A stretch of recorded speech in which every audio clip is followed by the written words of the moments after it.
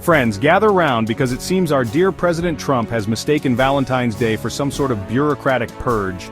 Thousands of federal employees, still wet behind the ears in their government gigs, got a nasty shock this week: pink slips instead of roses.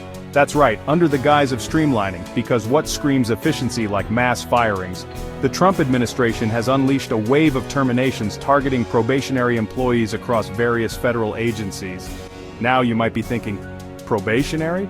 Sounds like those folks hadn't quite secured their spots yet, and you'd be right, technically. But here's the kicker. These firings aren't about performance issues or weeding out bad apples. They're about wielding a big, blunt axe on the federal workforce. And guess who gets to foot the bill for this display of executive boldness? That's right, us, the taxpayers. And let's be clear, the fallout from this decision is about as romantic as a dumpster fire behind a CVS. We're talking about crucial agencies like the Department of Energy, the CDC, and Veterans Affairs, all reeling from the sudden loss of staff. Essential services, public health, protecting our veterans. Seems like those are all getting tossed onto the bonfire of Trump's vanity project.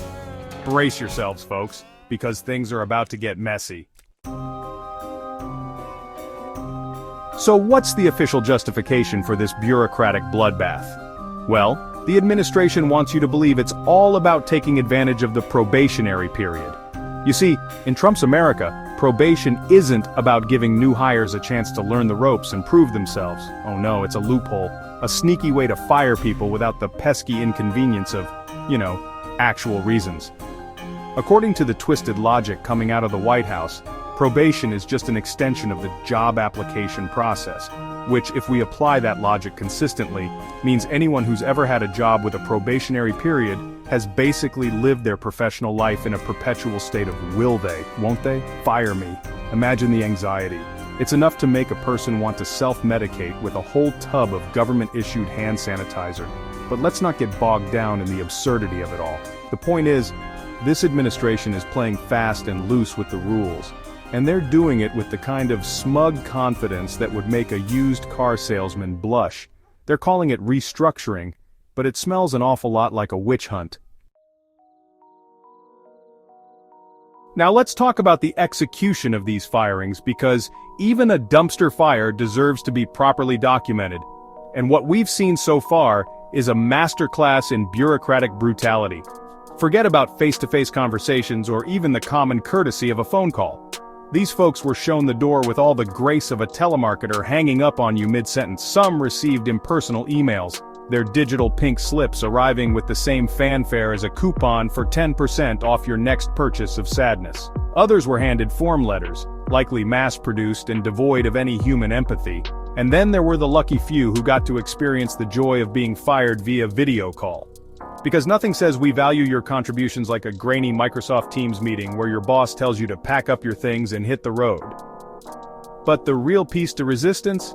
The Office of Personnel Management, the very agency responsible for, personnel, decided to hold a mass firing on Microsoft Teams. That's right, they herded a bunch of soon-to-be former employees into a virtual room and gave them the boot en masse. It's like something out of a dystopian novel, only with worse Wi-Fi.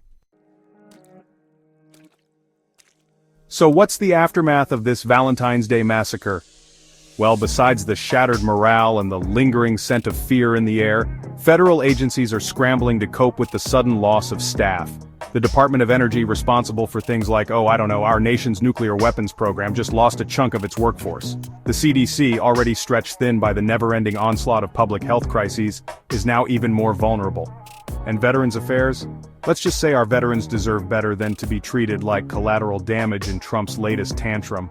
But it's not just the agencies themselves that are hurting. Unions representing federal employees are understandably furious, calling the firings a politically driven mass firing spree and vowing to fight back. And can you blame them? This isn't just about jobs. It's about the erosion of worker rights and the dismantling of essential government services. And let's not forget the human cost of this fiasco. The thousands of people who were just unceremoniously shown the door, the families who are now facing financial uncertainty, the dreams that have been put on hold. This isn't some abstract political game. These are real lives that have been upended by the whims of a president who seems hell-bent on dismantling everything in his path. And the worst part, this is likely just the beginning. That's right, folks, this Valentine's Day massacre is only a taste of what's to come. Remember that executive order we mentioned earlier? The one about eliminating waste and preparing for large-scale reductions in force? Yeah, that's not exactly the kind of bedtime story that lulls you into a sense of security, so buckle up, buttercups, because it's about to get bumpy.